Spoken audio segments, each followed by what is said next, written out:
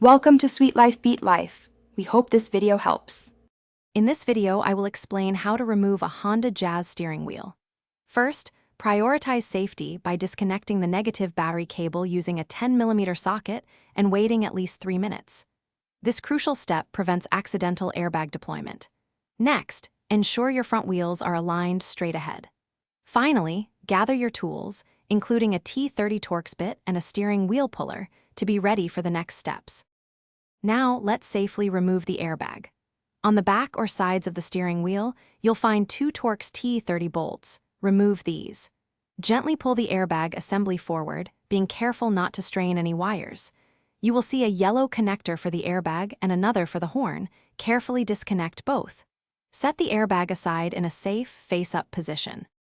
With the airbag safely out of the way, it's time to detach the steering wheel itself. First, loosen the large central bolt, which is often a 14 or 19mm size, but do not remove it completely yet. Next, install a commercially available steering wheel puller. Use the puller to gently free the wheel from the steering column shaft. Before fully removing it, mark the wheel's position relative to the shaft for accurate reinstallation. To reinstall, carefully align the steering wheel with the marks you made earlier and slide it onto the column. Hand tighten the central bolt, then fully tighten it to specification.